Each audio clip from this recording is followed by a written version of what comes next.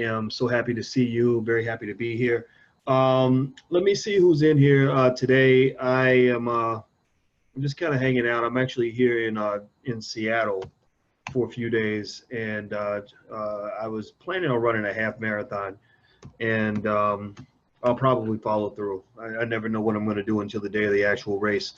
But anyway, I hope you guys are doing well tonight. I hope that you are working on your dreams. I hope that you are planning ahead. It's very important to kind of just understand that people who plan ahead are the people who get ahead. You know, if you plan ahead, you get ahead. If you are behind, then you'll be behind. You know, if you are the last one to figure it out, the last one to put out the effort, the last one to try, the last one to step out there and move forward, then you're going to be in last place, right?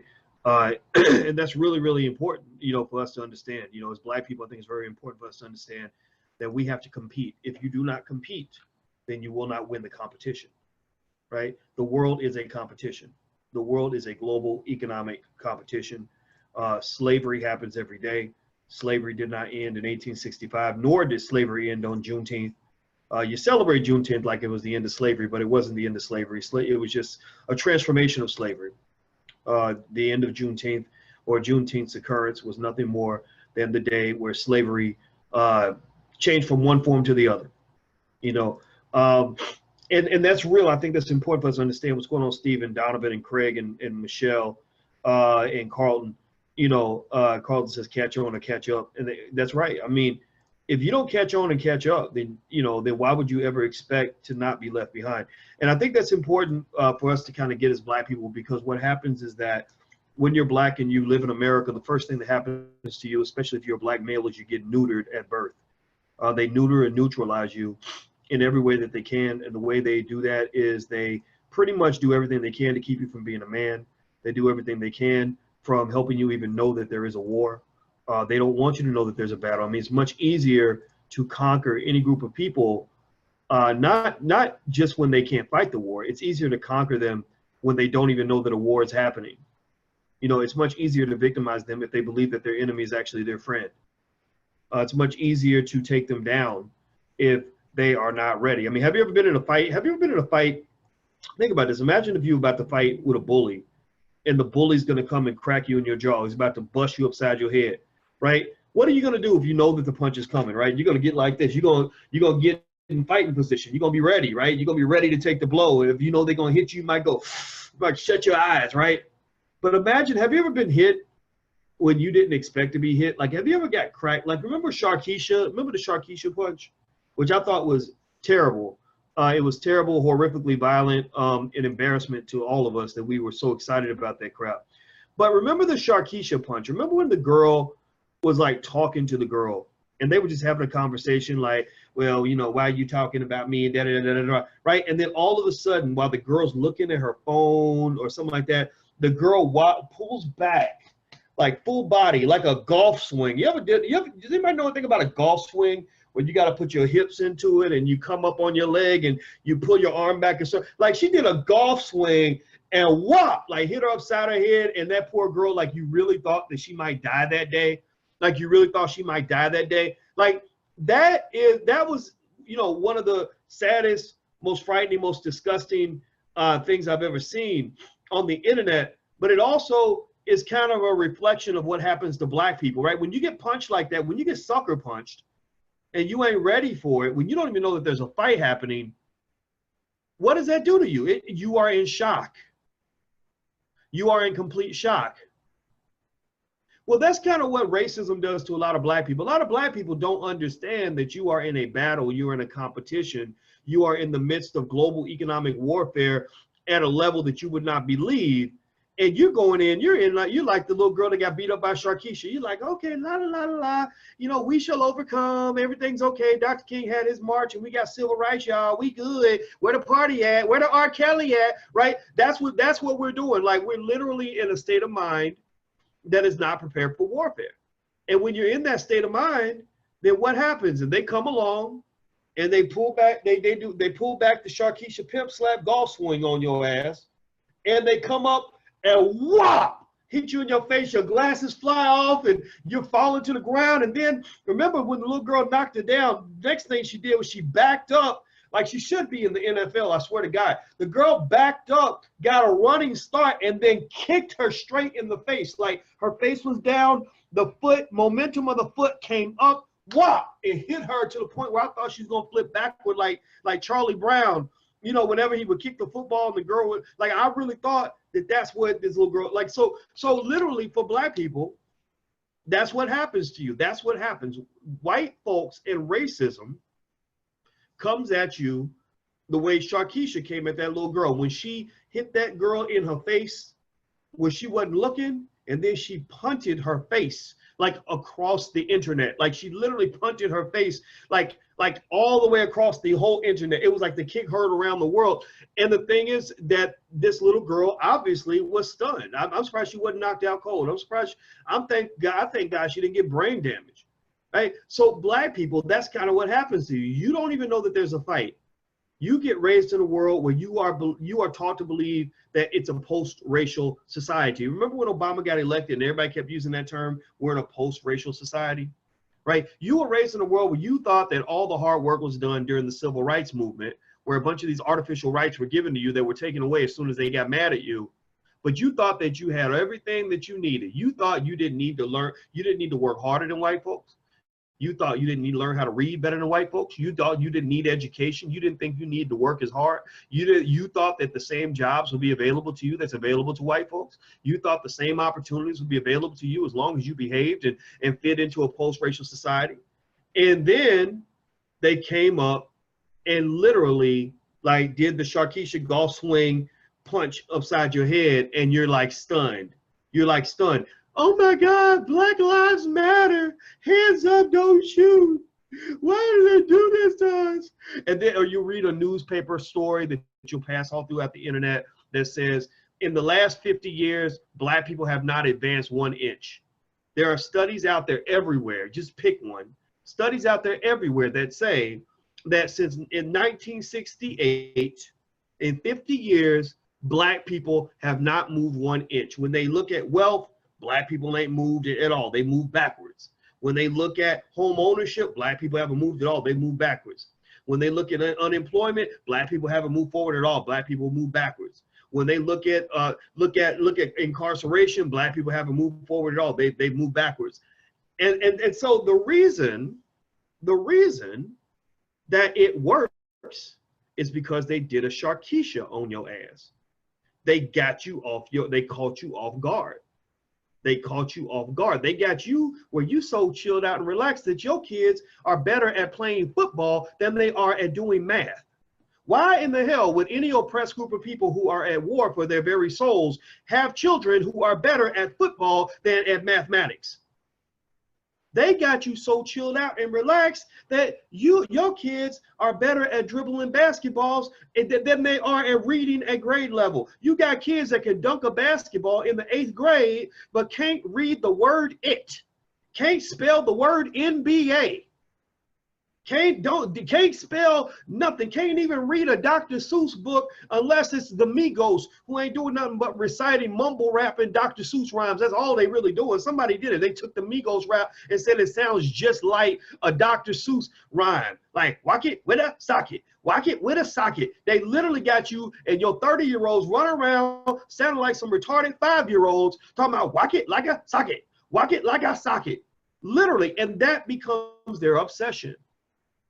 That becomes, see, what you got to understand is that throughout the history of the world, any group of people that's ever been at war has been very serious.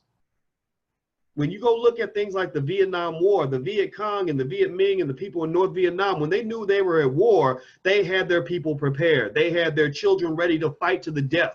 They had little girls running around with AK-47s under their dress. They had their teenage boys ready to go die for the cause. They had their whole army set up and they had a battle plan on how they were going to win and how they were going to strategize. Are you ready for war? Are black people ready for economic war? War requires sacrifice. Are you ready to really fight and sacrifice? Or do you want to make sure you have the new Escalade even if you can barely afford it? Or do we live in a world where people spend more money on fast food than they spend on education for their kids? the average American spends $3,000 a year on fast food. Do most black people spend more than $3,000 a year on education for their kids? If black people were at war and we knew we were at war, wouldn't we want to put our resources into making sure that our children are prepared for the battle? Wouldn't we do that? No, we don't do that because we're not ready to fight.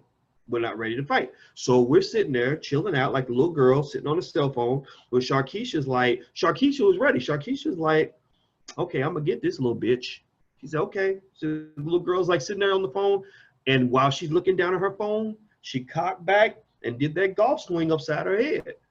So I remember I have a golf coach. He shows me how to swing a golf club, and I was looking at the way she hit her, and I said that would be like a perfect golf swing. Like she probably could be in the PGA Tour with that, because she literally put her hips in. Like you gotta swing, like you gotta like do it a certain way. Like that's what she did. So that's kind of what happens to you. So basically, this wasn't even something I planned on talking about today, but I think it's real. I think it's serious. I think it's something we got to think about. We got to really process this. You're at war, but you don't know you're at war, and that's why, just like the little girl who fought Sharkeisha, you're shocked and you're shell shocked, and you are stunned by what they just did to you. You're like, wait a minute, you are my friend, and why would you kick me in the face? Like, I thought we was cool. Why would you do a golf swing upside my head? Well, because I ain't never been your friend, you dumb motherfucker. That's what they're saying to you. Like, I ain't never been your, everybody knew what's about to happen except you. You were the one who thought we were buddies. We ain't buddies. I'm not your friend. That's what white supremacy is saying to you. They're like, we ain't never been your friend. We just lulled you to sleep. We got you and your children reciting nursery rhymes. You know, we got you sitting there chilling, thinking everything's okay. So keep on smiling, Negro. We're going to knock all them teeth out by the end of the day, because you ain't ready for this. Anyway, hit the like button and the share button and the subscribe button, because more people need to see these conversations. I'm serious. Like, black people, y'all just been lied to for so long. I'm a grown enough man that I can give advice to the young people and tell them that y'all got to be ready for a fight. So please hit the like button. Please take a moment to share this conversation. Share it with everybody who's asleep, because what's happening is they're getting haymakers, you know, upside their head, and they're getting hit with racism every single day, and it's shocking them on a regular basis because they don't even understand the world in which they live. They don't understand the game that they're playing. In fact, other examples that I see, I remember one time I had a friend, and he was one of those guys that lived in a post-racial society too. In his mind, he really thought that people like me were too militant, that people like me are too serious. And that's what happens. You know, when I go, I've had jobs on the plantation. When I was at Syracuse University, and I came in there, I had a black professor that literally for years, this lady would not speak to me because she felt that I was too militant, too serious, that I was going to get her in trouble with the white people. So she literally kept, I mean, I swear to God, I called her and I called her up one day and I was like, why won't you talk to me? Like, you know, like, I just want you to know, hey, I don't know if you think that I might hit on you or something like that. I just want you to know that I would never do that. I respect you as a colleague, and I never dated anybody I ever worked with. Men can't do that. Men, you cannot do that. You date a woman you work with, you will become a predator. They will treat you like a predator, even if she offers you the sex. Even if she offers the sex, again, there's like the world they tell you live in, and then there's the world that you really live in. I'm gonna give you the truth.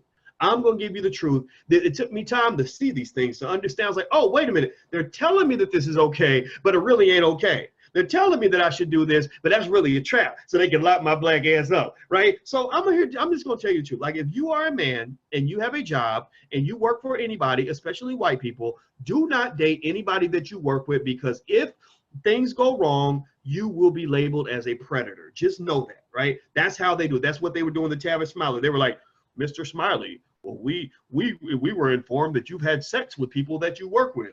And he was like, but I didn't rape anybody. Like, what do you mean? What, they wanted the sex. Apparently they said, okay, let's have sex. So what did I do? He was a black man having sex on the job. Like, that literally is illegal now. They literally treated him like he was a rapist. So anyway, so I told her straight up, I said, look, I'm not trying to holler at you. I'm not trying to, you know, I don't want to make you uncomfortable. I'm not going to do anything inappropriate. I just want to make sure that we're good, because in case you haven't noticed, ain't too many black people around. Ain't too many black people around here in this company. We got 100 people. They had 100 professors in the business school. 3 of us were black. So I was like, look, you know, like, hey, we got to stick together. Come on now, come on. And she literally deliberately said, you know, no, I don't want to be seen spending time with other black people. So I was like, okay, well then F you too. You know, you ain't got to tell me twice, right? So literally for 6 years, I did not talk to this woman at all on the job. Did not talk to her at all. And I thought she was doing great. I thought that white people loved her. I was like, wow, maybe this whole getting along with white people, that's how they fool you, right? I'm thinking like, well, maybe this whole getting along with white people thing can actually work. Maybe they won't treat you like a nigga maybe it's me. Maybe something's wrong with me. That's what racism does. Racism screws you with your mind because it makes you think something's wrong with you. So I was like, well, maybe I'm just too hostile. Maybe I'm too militant. Maybe I need to smile more, you know, because it looks like it's working out for her. Well, a few years later, I saw her on the elevator, and I was on the elevator. We didn't say much. I was just polite. I was like, hey, how you been? Oh, fine, how are you? And we didn't say that, right? So I walked away. I walked out the elevator to my office. My office was to the left. Her office was to the right. I'm going left. She's like right behind me. I'm like, why is she following me? Am I being profiled? So I go to my office and I walk in. She walks in my office like right behind me. And then she shuts the door and she's like, Boyce, let me tell you what these white people have been doing to me. And I was like, what? They got you too? But you're one of the good ones. Like, you're not crazy like me. You know, there was another part of me that was like, see, I told you.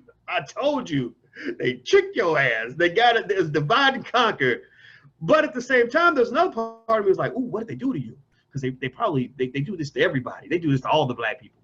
And so the thing was that, you know, it was interesting. Like, and I'm gonna tell you the truth. I wasn't mad at her. I wouldn't like, hey, oh, now you won't go talk to the militant Negro. No, you know what? I helped her out because I was like, you know what? It takes time. Sometimes like this white supremacy thing really fools you. It really tricks you into thinking that you're not at war when really they got the sniper rifle aimed with the red dot on your forehead from the minute you walk through the door. And you just got to be ready for that. So I helped her. We strategized. We worked together. It was beautiful. Like black people working together to accomplish, and we helped each other, you know. And I was like, okay, here's the plan. You're in the house. I want you to keep your job. I want you to do well here. For me, my mindset was like, fuck Syracuse. I don't want to be here. I don't like these people. You're not going. They treated me terrible. I'm gone. I got better, bigger things to do. I'm gonna go teach black people. I'm gonna go start a business. I'm gonna go out here and be free. But I want you to do well because you're here and you paid your dues and that's what you deserve. So we did like a what's the word I'm looking for? Good cop, bad cop kind of thing. Like I put the pressure on the outside, like I was crazy, like they need to change this and change that, and boy, I could kill you with a debate. Seriously, I'm like Sharkeisha. I was Sharkeisha on their asses. I was like, oh, y'all think that I'm gonna sit back and just be quiet? No, I'm gonna kick you square in the nuts because I know how you operate. Whereas I'm being loud and vocal, she was being very systematic on the inside. She was working from the inside, right? And I thought that was great. So it was awesome, right? When black people work together, we accomplish so much. But a lot of times, y'all get on these jobs and y'all just like start to undermine each other. Or you start becoming crabs in a barrel and you get mad because that black person got the promotion that you should have got, or they were the chosen Negro and you were not. And it just, again, it's because you don't know you're at war. You don't understand that no black people don't have any friends. Like again, that's another area we're lulled into though. We're lulled into believing that all these cross-sectional coalitions, that's what they teach. They teach in college. They teach, what is it called, cross-sectionality or something, some bullshit or something, where they teach you that there's like this black-brown coalition. There is no black-brown coalition. Hey, since when have you seen a group of 10,000 Mexicans getting together to march on behalf of African-American reparations? Like, since when have you seen anybody in these coalitions, the LGBT groups, get together and say, we want to take a stand on the fact that black men are being shot by the cops and black women are being killed on a regular basis and that black people deserve better rights? Like, since when have you seen that? Since when do you see any time where there are people, major representatives of other organizations that are in these so-called black-brown coalitions who are on TV advocating for African-American people? Never, never, never, right? But you don't know that, right? You've been tricked. You've just been lied to. You've been fooled by this whole game. What you don't understand is real basic. It's real basic. You're in a war. That's it. You're in a war and you have no real friends. You're in a war, you have no real friends. You're in a war and you have no real friends. All you really have is each other. All you have is each other. Anyway, hit the like button and the share button and the subscribe button, please. Make sure you hit those buttons. If you're on YouTube, hit the thumbs up button, all that stuff, because it helps the algorithm. It helps people join. Also, if you want a free e-copy of my book, It Takes a Village to Raise the Bar, go to drboycewatkins.net. That's drboycewatkins.net. Also, if you want to come to the All Black National Convention, you can go get your tickets at allblacknationalconvention.com. That's allblacknationalconvention.com. It's going to be in Philadelphia. Kenny Gamble and iBuyBlack.org. They're co-hosting it with us, and it's going to be awesome and amazing. It's going to be a space full of crazy Black people like us who really want to win, who understand we're in a battle, who want to come together, who want to build, who want to create, and who want to do something amazing. So allblacknationalconvention.com. All right, so let me tell you a little something that might help you as you're in your journey. Okay, when I was 18, my life was like a total mess. My life was a complete mess, and let me tell you why. First of all, I had never been a good student in school. I had never made good grades in my life. I mean, I'm not kidding. I'm not joking. I mean, I'm not exaggerating. Like, I would get a report card. I never made an A in anything ever. I thought it was impossible to make an A. I rarely made a B. Usually my report card might have one B in like PE, physical education.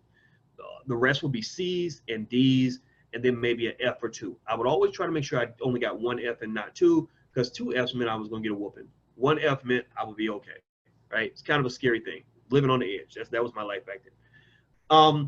And so when I graduated from high school, you know, I had this dilemma, right? I was stuck. You know, I had a baby coming. My girlfriend was pregnant, and I hadn't even told my parents. I didn't tell my parents that the baby was coming until a week after the baby was due. I kid you not. My daughter came out late, and literally I told my parents like right when she was due or right after she was due that my girlfriend was pregnant, because I didn't know how to tell them. I was so scared. And so I remember just thinking, man, how am I going to tell my parents about this? Then I was thinking, like, how am I going to take care of this baby? How am I going to do this? I mean, I was scared. I was so afraid of like what the next steps were. You know, the only options I could see were going into the military, which was, I'm glad I didn't do that, because I was going to join the Marines. I'm glad I didn't join the Marines. I have a lot of respect for soldiers. So if you are a soldier, I want to say right now, thank you for your service. I'll never disrespect a soldier who defends the country. But I'm glad I didn't go, because there was a war at that time. A little bit after that time, there was a war, the Iraq War. Also, I knew I didn't want to work these fast food jobs anymore. Like, I had these jobs and they would just treat you like crap. And you know, I worked at Taco Bell and I just hated it. I come home stinking every day and wasn't making no money. And I was dealing with these stupid rednecks who were my bosses. So I knew I didn't want to do that. So I figured college was like my best bet, because again, I didn't want to be inadequate. I did not want to not be able to feed my daughter when my daughter was born. So I went to college, and in college, I had a dream. I had this big dream. My dream was, you know, I'm going to go to college. I'm going to work hard. I'm going to get these good grades. I'm going to find a way to get you know, these degrees and this education, so that, you know, some white guy was going to give me a great job, help me make a lot of money, and I'm going to be, you know, happily ever after. But again, because I've been fed the lie, I've been fed the false American dream that's often fed to Black people. And so I went to college, you know, and I went and, you know, and did everything I was supposed to do. You know, I studied my ass off. I studied like crazy. I had the highest grade point average. And I say this, you might have heard me say it, but I don't care. I'll say it a million times, because I'm proud of that shit. You know, I had the highest grade point average of any African-American student on the entire campus, and the entire University of Kentucky campus. And it wasn't close. It wasn't like it was like I was eking out the competition. I literally blew away the competition away. Like that, like I literally floored them by how hard I worked and how many classes I would take and all this other stuff. Like, because to me, it was like the greatest feeling in the world, because for the first time in my life, I had a breakthrough. For the first time in my life, I was able to actually accomplish something and be successful at something, you know, so that meant a lot to me. And so here I was, you know, so I graduated from college. I had a triple major. I got 2 bachelor's degrees in 4 years. and I had the highest GPA of any black student on campus. I won the Wall Street Journal Outstanding Graduating Senior Award, which goes to the highest or most successful finance senior on the entire campus. So that's what I was. So here I was, right, living the dream. I was successful. I went on and got a PhD, all this other stuff, which was really hard to do. It was literally the hardest thing I ever did. I'm talking about studying 8, 9, 10 hours a day until you just can't, you have to go to sleep, and then you go to sleep and you get up and you study some more. Always feeling nervous and scared because even because of the PhD program, even if you study 10 hours a day, 7 days a week, you still might fail your exams. It's a very scary feeling. And that was on top of just all the uncertainty because I didn't have anybody else in my family who did anything like what I'd done. Nobody understood it. Everybody would just kind of look at me like I was like something was wrong with me because I was in school for so long. But I had a big dream. I had a big goal that was different from everybody else. I was like, if I'm gonna do this, I want to do it well. I want to be the best. I always wanted to be like a great athlete. Like when I was a kid, I wanted to be like in the NFL or the NBA or be a star and win trophies and all that. Well, I couldn't do all that because I only had so much athletic ability. But academically, I saw that the harder I worked, the further I could go, the more success I could have. And I was like, I want to be the most successful. I want to have the most money. I want to be on top of the world. I want to blah, blah, blah, blah, blah. So I did all that. And I did it, right? I got my PhD, which was really hard to do. I got the PhD in finance. I got some job offers. People looked at me like when you're a black man with a PhD in finance, they kind of look at you like you're like a pink unicorn with 14 legs. Like they literally look at you like, oh my God, we've never seen a Negro this smart before. We didn't know black people could do this. And I'm sitting there looking at you like, well, wait a minute, idiot. Thousands of white people do it. So why can't black people do it, right? And plus we're smarter than you. We survived the Middle Passage and you didn't. We survived slavery and you didn't. We overcame some of the worst, most atrocious setbacks in the history of all mankind, and you didn't. So why wouldn't you think that we could do everything you do and then some? That's where you get Serena Williams from. That's why Serena Williams can do things in tennis that no person in history has ever been able to do, because black people are just that excellent. We're that amazing. So anyway, so I got this job at Syracuse. And I thought I'd like reach this American dream. I thought I was successful. I thought that I was, like here I am kicking ass, taking names. Look at me, I'm a successful black man. I was making a lot of money. I was making about $115,000 a year, which is a lot of money at that time. I mean, $10,000 a month, and you went from nothing to $10,000 a month. That's pretty exciting. But the dark side, the tough side of that was that I didn't know about a couple of things. There are a couple of things that really got me, that kicked my butt. One was student loans. Student loans are the #1 wealth killer of black people everywhere. I mean, student loans are the reason that black wealth is actually going backwards. The most educated black people are the ones who have the most debt, and they're not going to be able to repay this debt. Half of them aren't, at least half of them aren't. So a lot of them are going to die in debt. That defeats the purpose of going to school, right? If you die in debt and your family's worse off than they would have been if you had never gotten the debt, then that's kind of a problem, right? The second issue was the racism.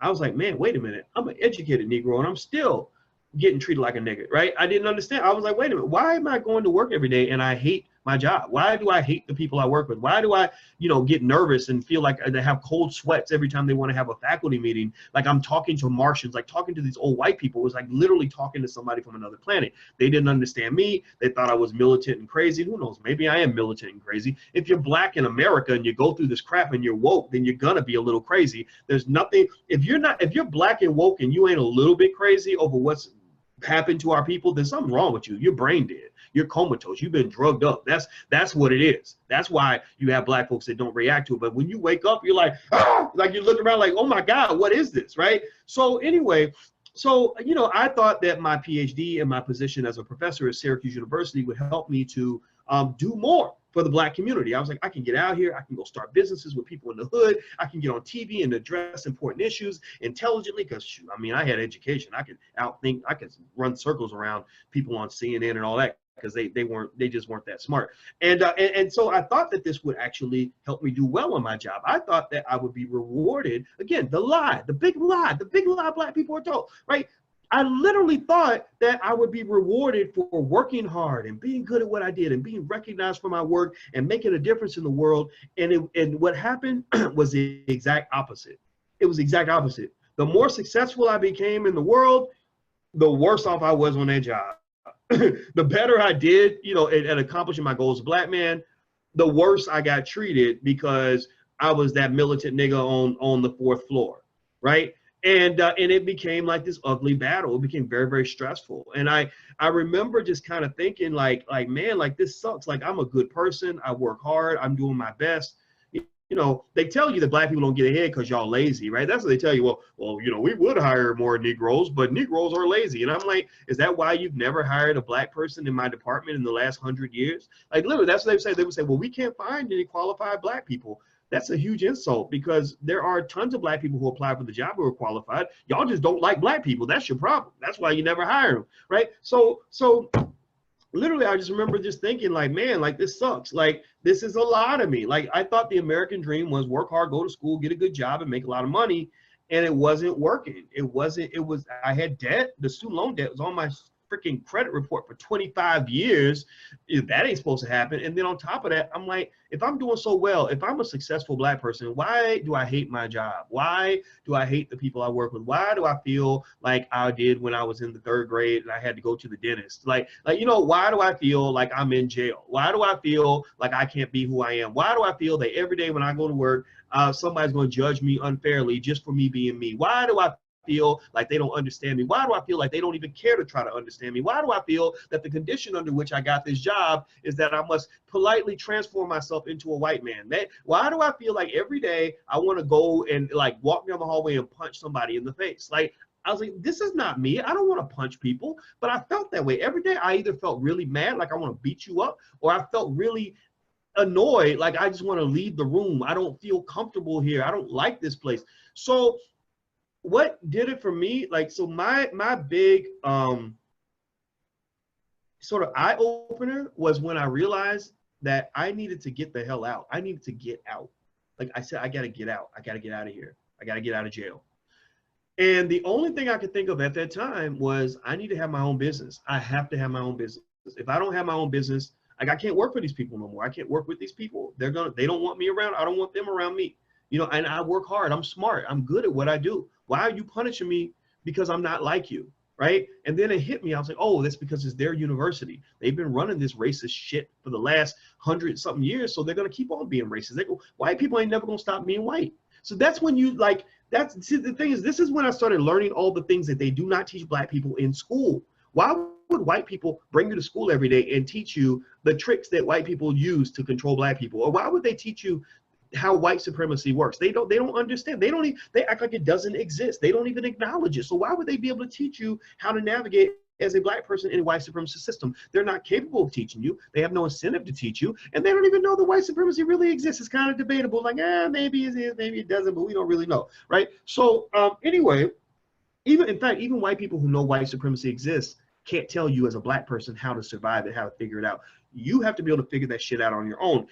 The problem though is that too many black people are raised, too many children are raised without critical thinking skill. They have no critical thinking skill. They don't even want to read a damn book. They don't even open a book. Again, because they lulled you to sleep so they can do a Sharkeisha on your ass. They lull you to sleep so they can rape you. They lull you to sleep so they can pull back and do a golf swing upside your head. That's how oppression works. Oppression is nothing more than exploitation. It's like a sexual assault. And typically people that are into sexual assault, they prefer that their victims are intoxicated, asleep, distracted, or whatever the case may be, so that they can take advantage of them. So black people are put to sleep. We're fed sleeping pills from the day we're born, and most of us never wake up. Most of us never do.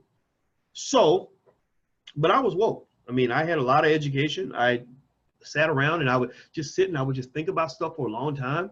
And I would try to figure out, okay, what is it? Is it me? Is it the system? Like, is it these people? Like, what's going on? Like, why? Like, there's got to be something wrong with me. Like, why would I go to work and think that all the white people are crazy? It wasn't that I thought all of them were bad people. Some of them were very nice people, but they just didn't understand me. I didn't understand them. So I figured out that the solution was to start my own business. I was like, okay, I got to get out of here, and I don't know what to do, because I've never in my life ever been able to pay my bills without the help of a white man.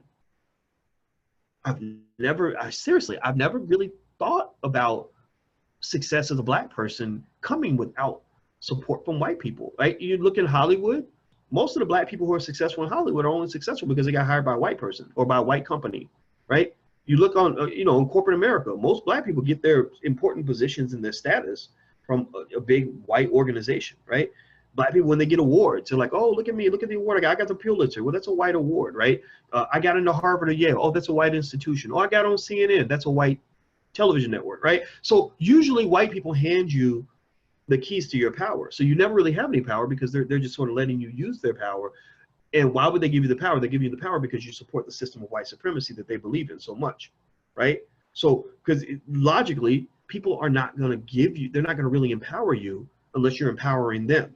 And by empowering them, it means supporting the systems that they believe in, right? So I didn't know, I'd never done that before. So I had to literally rethink my whole paradigm of what success really means, what it means for a Black person, what I had to do to get out. So what I did was I concluded, I said, okay, becoming an entrepreneur is my solution. That's my way out.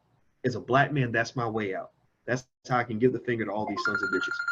So in order to do that, what I did was I started taking a lot of entrepreneurship classes. I started reading every book I could get my hands on. I started meditating on it. I started thinking about it. I started talking to people about it.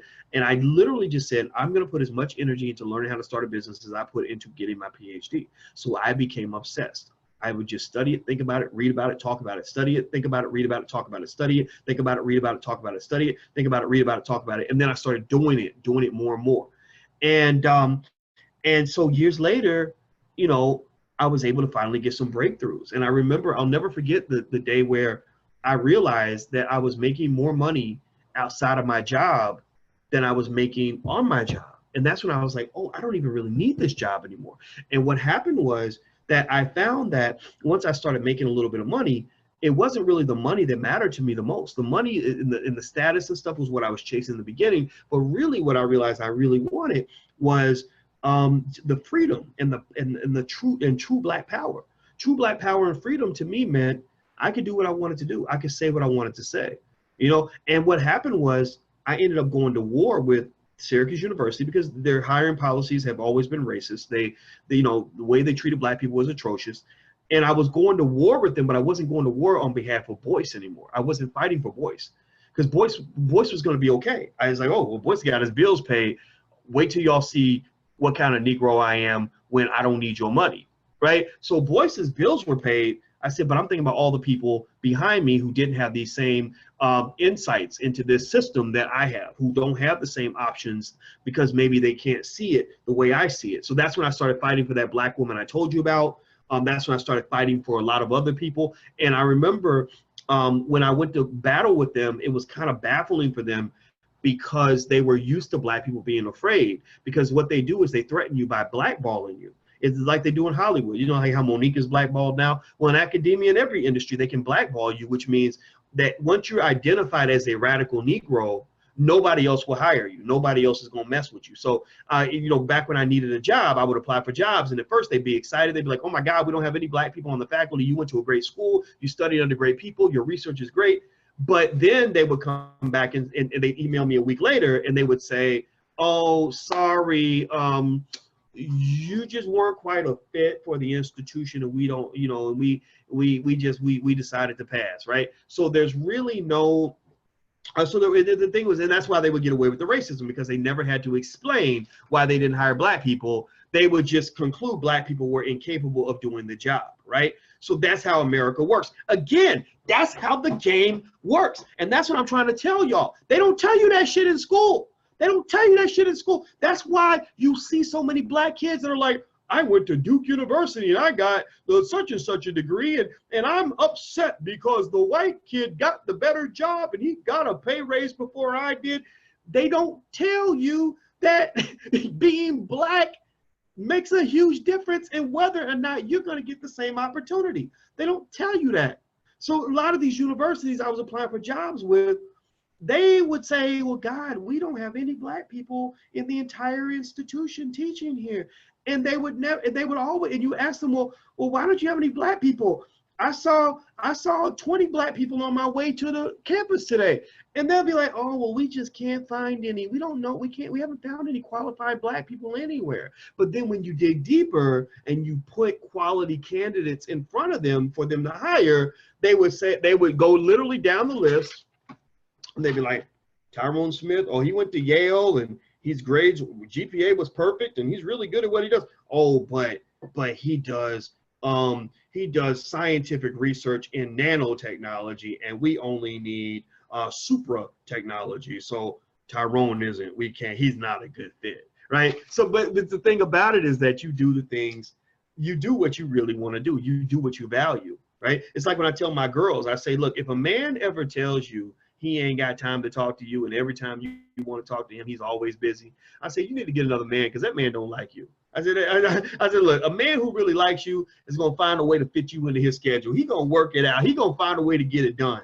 Bill Clinton was the president of the United States, negotiating treaties and shit, like literally doing domestic and foreign policy, like plotting to avoid nuclear war, and he still found time to get it on with Monica Lewinsky inside the Oval Office. He still made time for Monica because a man's gonna be a man. So the same thing is true when it comes to these companies, right? If they really wanted black people there, they would have found some black people and got them there. It ain't like y'all gotta search high and low to find a black person needs a job. How far do you gotta go to find a Negro that needs a job? Like, I could probably find you 35 in about 32 minutes, right? So anyway, so the thing about the path I took was that if I could do it over again, if I could do my life over again, when I was 18 years old and I was young and scared and stuck and afraid and didn't know what was going to happen next, I would have not pursued the American dream. The American dream, man, that's for suckers. That ain't of no interest to me. I'm not it's not real. It just ain't real. Instead, I would have pursued what I call the Black American dream, the BAD, the bad dream, but it's a good dream, right? The dream that's going to make you a bad black person. BAD, Black American dream, which is learn how to start a damn business. Learn how to start a damn business. Learn how to start a business. Get together other black people. Do business with other black people. Have your own space. Have your own stuff. Make your own money. Get your own power. That's where it's at. That's where it takes no more energy to do that than it takes to fill out job applications and do backflips and find a way to get by in a white supremacist university where they don't even halfway want you there as a student anyway, unless you dribbling a basketball or throwing a football. You know these schools are racist. Seriously, I was dealing with UCLA and I was like, you know what? Y'all think I'm too radical, but y'all don't even admit black people unless they throwing a football or dribbling a basketball. Y'all don't even want these black people here. Why would a black person go and give their family wealth away to an institution that don't even want you there unless you know how to throw a football? That's how backwards we're raised to be. That's how we're trained to think. That's where we are lied to. That's where we get manipulated. That's, again, where you don't even understand how what game you're in. You're showing up to a football game with a soccer ball in your hand. You literally are trying to play soccer on the football field and getting your head knocked off every time and don't even know why. And you sit back and you're shocked constantly when racism rears its ugly head, because racism is the elephant in the room, but they convince you that there is no elephant and that the room is totally empty. That is blackness in a nutshell. And that is why we lose when we don't read. That is why we lose when we don't think. That is why we lose when we don't have the bravery to jump off the beaten path. So if I could do it over again, my path would be 18 years old, start a business, obsess about it, dig in. That's all I'm doing. College, maybe, maybe not. I don't know. But if I do college, I'm gonna go to college as an entrepreneur. If I don't do college, then I'm gonna spend that college time working on starting a business. Whatever it is, that would have been my pathway. I love having a PhD. I love being a professor. I love being Dr. Boyce. I love the fact that I can say I did these things in college. But truth be told, if I had put that same energy into starting a business that I put into football and basketball and studying, all this crap they had me studying in college, I could have become a millionaire by the age of 24. So that's it. I'm out of here, guys. Have a good day. I'm about to go. We actually have an entrepreneurship class in the Black Business School. If you're interested, feel free to check it out. You can get the first month for free. It's blackmoney103.com. That's blackmoney103.com. That is the first part of the third part, excuse me, of the Black Money sequence. which explains everything about money. So feel free to check that out. It's a great program. We have attorneys that answer questions, and we have all kinds of modules and breakdowns and everything else. So feel free to check it out, blackmoney103.com. And also we have a special if you're interested. I know a lot of you ask for Dr. Claude Anderson books and some of my books. Well, we actually have a special that you can take a look at if you want to, that includes 2 of Dr. Anderson's books and 2 or 3 of my books as well, some digital lectures. It's great for the whole family. Feel free to take a look. You write this URL down. I'll say it about 3 times so you guys can have it. It's financialpowerbundlepack.com. That's financialpowerbundlepack.com. Financialpowerbundlepack.com. So feel free to go check out the Financial Power Bundle Pack. See if you like it, and if you like it, check it out. If not, then that's okay too. All right, so I'm about to go. Hit the like button, share button, subscribe button, all those things. Make sure you do those things. Make sure you share this conversation with at least one person. Share it with people that are still on the fence. When you have a friend who's confused, who's like, wait a minute, I go to work every day and I do what I'm supposed to do, but these white people keep treating me bad. Send them this video. Send them this video. Be like, hey, look, you need to. This he's 47 and he's really smart and he's a little crazy, but listen to what he's saying because I think he might be onto something. Share this video with them because we need to know the truth. We lose the war because we don't even know that there's a war happening, but everybody else is in on it except for us. I'm about to go, guys. Have a good day. I'm Dr. Boyce Watkins, and I love you, and it was real. It was fun, and I'm about to go eat me some food. And also, don't forget, if you want to come to the All Black National Convention, go to allblacknationalconvention.com. That's allblacknationalconvention.com. I'm out of here, guys. I'll talk to you soon. Be good. Peace.